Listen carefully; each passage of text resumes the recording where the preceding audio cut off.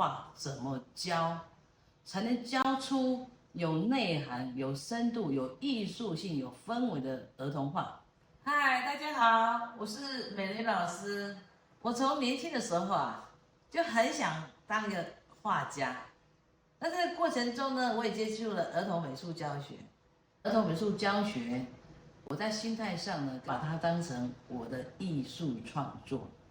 那因为它是我的艺术创作，所以我都是在研究儿童画怎么教，才能教出有内涵、有深度、有艺术性、有氛围的儿童画，而不是在表象中做儿童美术教学的作品。所以呢，从年轻到现在的3本书，《艺术童话国》，还有《童话地球村》，还有一个原创点儿童美术教学，很多读者都觉得非常实用。可是他们在运用过程中，他们有困难，因为究竟没有老师在旁边嘛。小孩子他在运作中，他不只是铺陈的问题、程序的问题，他还有他们的各种心智上的一些困难点。那如果你不能掌握的时候，你会觉得教儿童画是会让你有挫折感，都是他们所要面对的。那这些困惑呢，常常来问我。后来我就想想，那干脆来开个培训班，来解决所有读者的问题。那也可以呢，让热爱儿童美术教学的有一个大方向，有个系统可以来参考。儿童美术教学它并不是理论的东西，它是实际的运用，而且呢是千锤百炼。那从2018年到现在呢，已经有很多朋友，他不管是美术系，还是这个设计系，还有有关科系、幼保科等等，甚至素人。那在这个原创点师资培训的课程中呢，他确实是得到一些解惑。他们从不会到现在呢，已经变成一个非常好的创作者。他不只是一个老师，他自己在过程中也跟我一样，把儿童画变成创作再来进行。那我把它分成7堂课，是最基本的一个儿童美术教学的一个基础。你如何启动，孩子才是问题。那我们举个例子好了。还记得我们刚开始介绍说，比如说太阳，我发现太阳好热，好热，这个感觉就出来了。我发现它好热，那最后呢，我要思考，我如何把这个感受的这个热的感觉表达出来。那表达出来的最后第3个步骤是我必须利用什么材料去把它表达出来。这是创造的原理，就是一般讲是观察嘛，观察太阳，然后思考，它怎么这么热，最后创造，不是吗？所以创造力是这个步骤这样子来的，明明白白。那我们都会用孩子的课程经验作品还为最简单。那这个时候你就很明白创造力是什么了，这样了解。好，那么归回原点，其实任何的创造力不外乎就是宇宙万物不外乎有3个东西：点、线、面、体。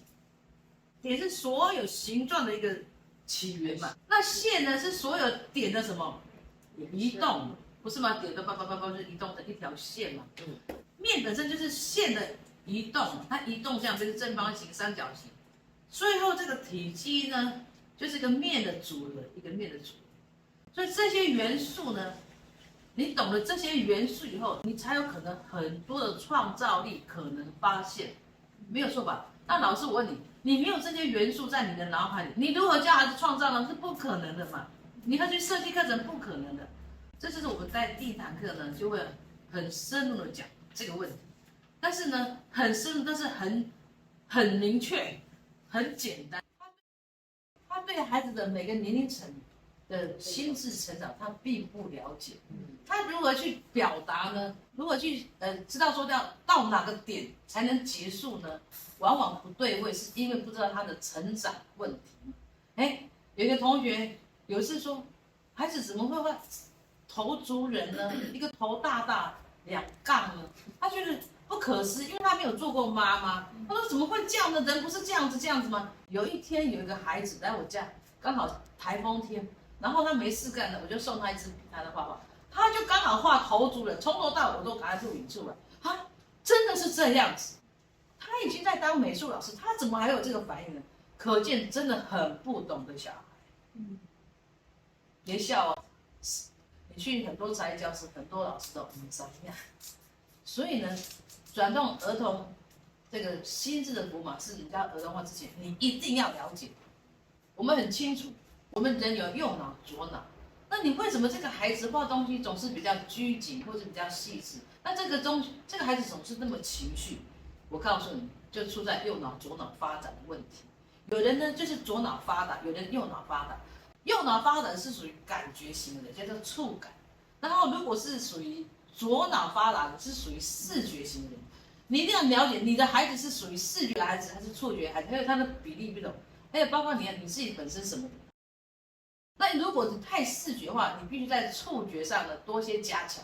那你如果说你是触觉上，你在情绪上必控管嘛，那最后这个孩子才能建立很好的艺术模式嘛。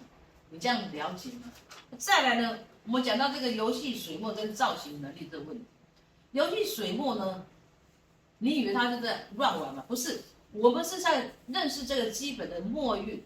墨呢，中国人讲的是墨韵嘛。那墨韵有淡墨，有浅墨，有中墨，有深墨，有浓墨。那你运用这些墨的时候，你才能把这个中国的水墨画的精神表达出来。别忘记了，浅墨之前就是个叫做白，我们那个叫做留白。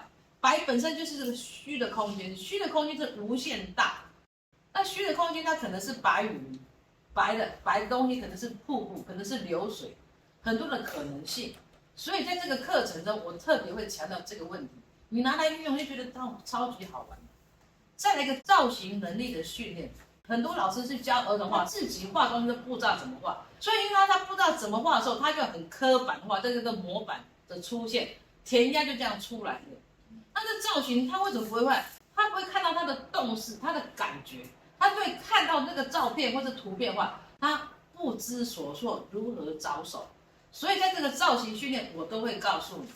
那造型有2款，一个叫做客观造型，一个叫做写意造型。等于说有视觉跟触觉。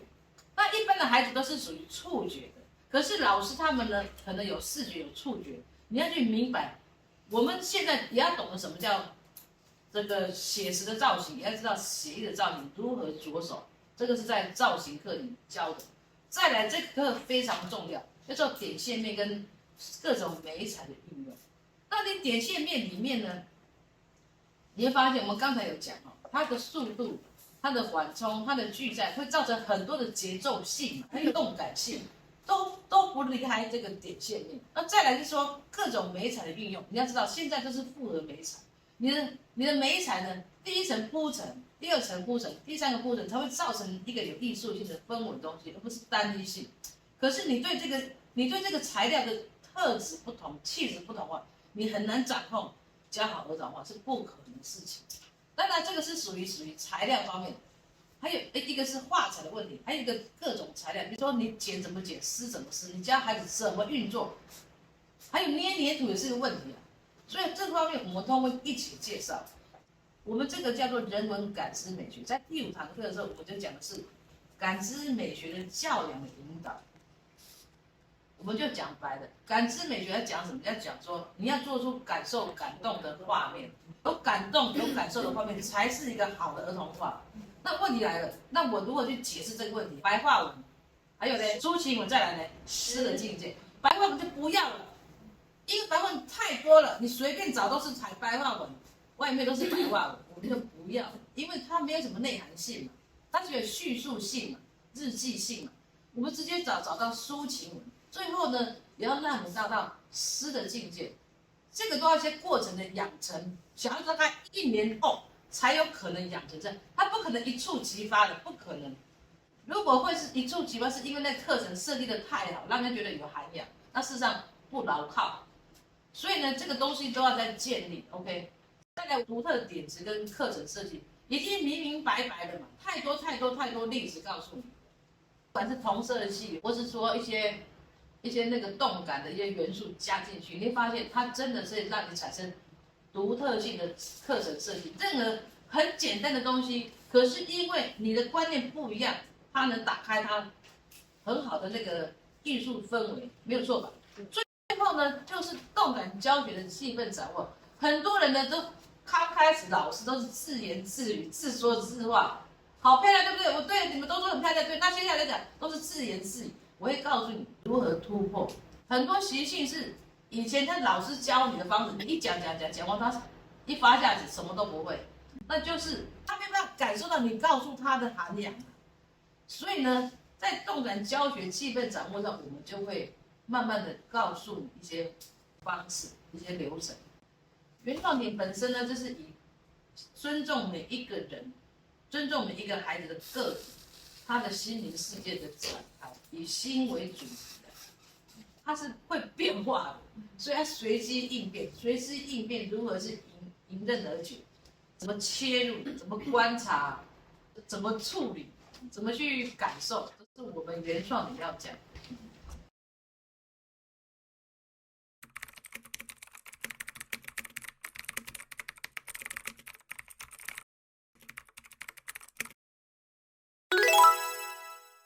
想轻松了解更多儿童美术的教学方法，欢迎开启小铃铛来订阅。